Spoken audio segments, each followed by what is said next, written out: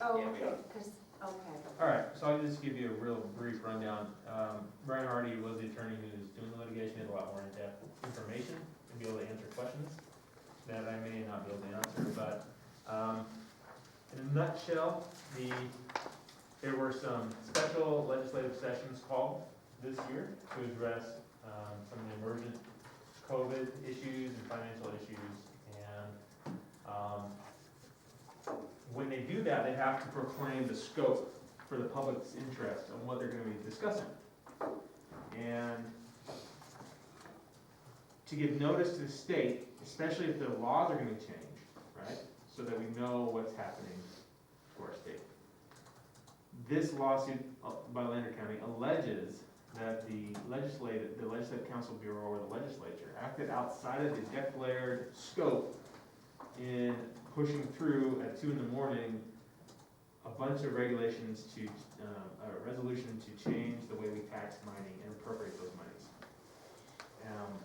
It passed, and so it's gonna be, right now, it's slated to be on, I think in 2021 on the voter initiative. So this is like an injunction to say, look, the legislature acted outside of its scope that's declared, there wasn't enough public notice, there wasn't meaningful participation, and therefore they should be enjoined from putting it on the initiative. It's really, in a nutshell, that's what it is. Mr. Hardy was gonna explain a little bit more about that. The reason why I could have done this in a closed litigation session, but this is a public concern, because if that initiative is passed by the voting public, i.e. Clark and Washoe counties, it will likely close our mining industry in White Pine County, Yes. and that's a good third or up to half of our economy locally, our residents who live here. So it's a very big deal, and the public needs to know about it. They need to know that we're considering joining this lawsuit. There is a fee splitting agreement between the rural counties who will be joining in this lawsuit. This agreement itself is not, I'm gonna take this thing off for a second. This agreement itself is not on the agenda, so we can't approve the agreement today. But you can agree to join with Lander County, and we can address this agreement later. We can discuss it today. There are, of course, ramifications and potential fallout for doing something like this. I mean, you're suing the state government, the state legislature, and so any other lobbying efforts we have for other legislation that may come up over the next couple of years could be hindered by us joining this lawsuit. However, I can't think of one particular issue that's more important than this one that we face as White Pine County. Yeah, It is who we are. That's So right. this is before this board to discuss in an open meeting without talking about litigation strategies or those kind of things that I definitely recommend you don't discuss. I can answer some questions and see if this is something that this board is wanting to do on behalf of our citizens. I mean, Go ahead, I'm sorry, Travis. go ahead. or my opinion is, I mean, if we don't, if we don't fight for this, then, we should resign, because, I mean, this is more important than, I would even put it over the water fight. I mean, this knocks out White Pine County if it's passed as it's written, the way it's a communist radical left tax, in my opinion. Laura, you want to comment? Yeah, is there any room now, I mean, have these both passed, because they're two separate things, one goes for 75 and one goes for 50%. Is there, I'd kind of like to know, and maybe it's not appropriate, if the mining industry, the association is usually pretty strong. So I didn't know how comfortable they felt, because it's not just White Pine County. So I have some information on that. The Mining Association is working different angles, using their relationships with the legislature and addressing and educating. Because most of the problems with this legislation is it's not well thought out. The unintended consequences of this legislation could actually devastate the state economy. because they'll close and strangle the goose that's laying in the golden egg. Well, And they don't know that yet. this So is the mining association, constitutional too. yes, the mining association, in essence, is saying, counties, you guys do what you need to do. We're gonna take a different approach so that we don't burn these bridges to make positive change in the state. But they're definitely aware of what we're doing. I don't wanna say they support what we're doing, because they can't. But they are very much aware of it, and they are working on it. They're afraid of burning bridges, but they wanna leave us to burn down the house. They know what's going on here, they're just trying to be as strategic as possible about it. Well, and I heard that there are other counties that are thinking strongly of participating in the lawsuit too. I don't know, I mean, there's a couple of things that is this winnable? Is there still room before we automatically, I'm inclined to not wait and see, but I would have liked to have heard what the attorney had to say. So I didn't know if we could put this on another agenda rather than absolutely. He came on. Oh, wonderful. Mr. Hardy? Mr. Hardy, are you on there? I don't know if he's hooked up or. He's unmuted. Mr. Hardy, this is White Pine County Commission, are you on?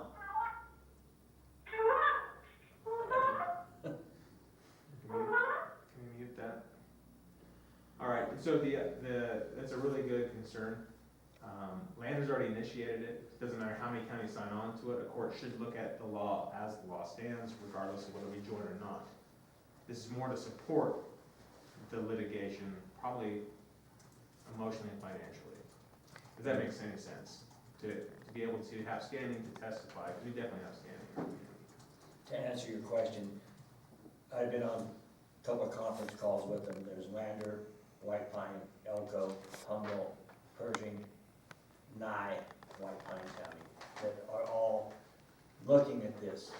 It was instituted by Lander County immediately. So what we did at the meeting, the conference call we had, was each county, after much discussion, we decided, let's turn it over to our district attorneys, which Mike has handled for White Pine County. And because they're the litigators and they know how to go through this, and this is where Mr. Hardy is. So yes, there are way more than just Lander County. All the counties are looking strongly at it. Mike has answered it, and so that's You hear me now? Yeah, we got you now, Yes, Mr. Hardy. great. Please, Mike is just, I kept joining in and I kept trying to get my microphone to work. It didn't seem like it wanted to work. My apologies, commissioners. yeah. I'll let you, Mike, give you an update on what he's informed us of so far, and then you can kind of chime in. So Mike, kind I of, have a quick, he's retired now, but Al Markey was a family friend to Doug and myself. I don't know if that. I think that's sort of disclosure, but not as a basis for disqualification. Thank you, sir. I just wanted to be sure. That's good, thank you. Mr. Hardy, if you want to give just a 2-minute, 3-minute overall view of why it might be in White Pine County's interest to join with Lander, be great. Yeah, so we were retained by Lander County in order to represent them because of the issues surrounding the special session that took place. As you probably read, I think attached we provided previously was a copy of the complaint that had been filed by Lander County against the state of Nevada. And you may be aware of the circumstances that surrounded the special session. It was called by the governor with some very specific items that were going to be listed for them to be able to address during that special session. Nothing was identified relative to mineral rights, mining rights, taxation, or anything else.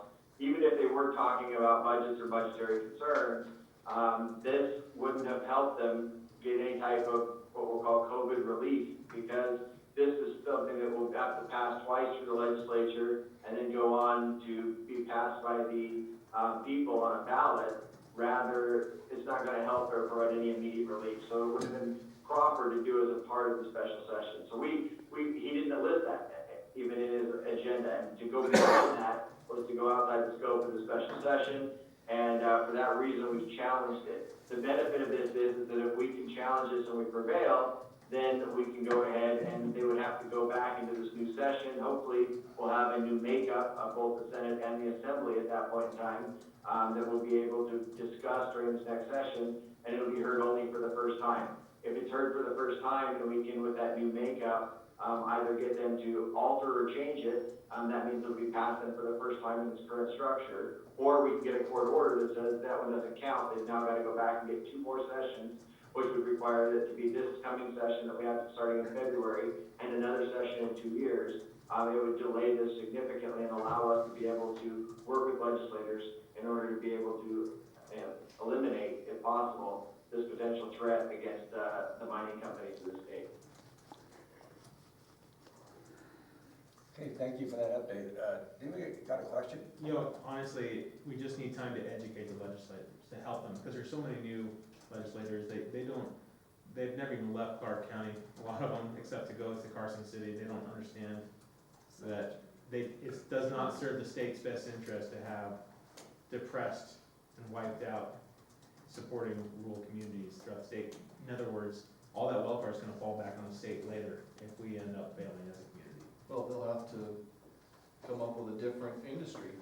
They already killed the casino industry, at least temporarily, and now they're trying to make up for that, I shouldn't say they, the governor killed the casino industry. And now, to make up for that, they think that they can, and I'm not even faulting them, but it's just their economic worldview. They think, well, if I tax them more, then we have more money. But the problem with that is, if you tax them more to that degree, they close, and then you have no money.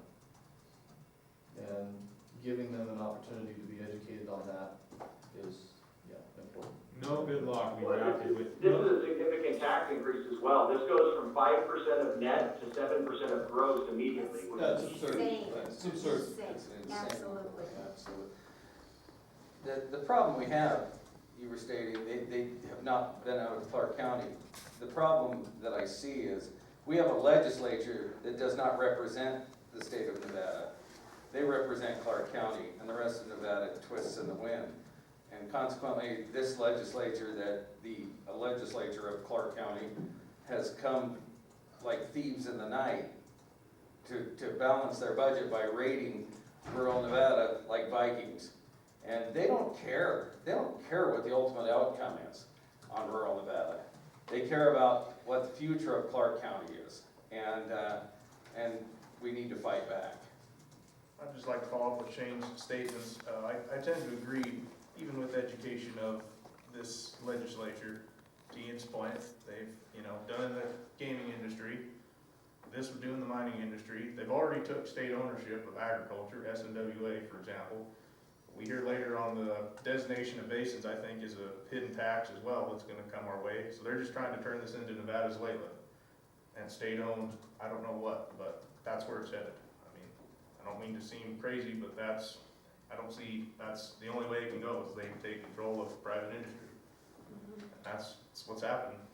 And commissioners, one of the things that this does, that sets a precedent that is going to be really, really harmful in the future of Nevada when you look at it, in the fact that they go ahead and allow underneath this provision for taxes to be raised by a 50% vote of the legislature, but they can only go down with a 2/3 vote of the legislature, meaning your taxes can always go up, but they're really, really never going to go down again.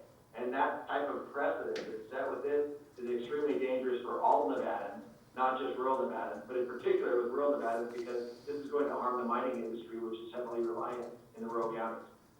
Yeah, and as a part of a policy, this isn't that we're attacking the legislature, it simply is, no good law is passed, drafted and passed, in the middle of the night, especially on taxes. I mean, if you wanna have a special legislative session to have a stopgap or to address some sort of pandemic, fine. But, by the way, they didn't ever address the governor's regulations during these special sessions, which I have a problem with. Anyway, And Lander County is committed to making a two-pronged attack on this. One, we're doing this litigation, and two, we're going to be going to the legislature and making sure they understand the fiscal impacts. Because one of the things that was never able to be done in this special session was a fiscal impact study to see what the actual impact would be on the counties that are gonna be the greatest affected. And so we're gonna be putting together, as a part of our expert reports in this, a fiscal impact study that's gonna show exactly how this is going to kill rural counties in the state of Nevada. Have there been any other counties, we have an item on our agenda to approve. Have there been any other counties that have actually signed on with Lander County so far with you? Humboldt and Parachute County have both sent me emails confirming that they'll be working with me. I know that Elko is in the process of it, if they have not finished it, that they were in that process as well. And those are the couple that I know that we've worked with just recently. So Mike, if we do this, that tells that we are also on board? Yeah. Okay, so I move to approve to join. Second. we have a motion by Travis and a second by Shane to join the lawsuit with Lander County. Is there any other discussion amongst the commissioners? Hearing none, I'll call for the vote. All those in favor? Aye. Opposed, none. So White Pine County is on board with you, Mr. Hardy, and all our dealings will be through District Attorney Mike Weigel. hey, Thank you so much, I appreciate it. We'll look forward to keeping you updated. If you need anything, let me know. Thank you, hey, Mr. Hardy. Brian, we didn't have the fee agreement on for today, so I'm gonna have it on the next agenda. I don't see a problem with it, but to actually have it ratified and approved, so there's no issues down the road, that'll be on the next agenda, so you won't see that signed agreement for a couple weeks. The only question I have is, we have to file an amended complaint underneath the briefing deadline by October 29th. As long as I have the authority from the board to be able to list you as a plaintiff, and going forward on that amended complaint that's gonna be filed on the 29th, pursuant to the briefing schedule, that would be fine. This board, this county and this board is your client, you have that authority. All right, excellent, I'll do so. Thank you. Thank you. Thank you, Mr. Hardy. Thank you, Mike. Officially part of the suit to try to help our county. We are now at just past the 10:15 natural. This has been a Georgetown production. George Chachis reporting.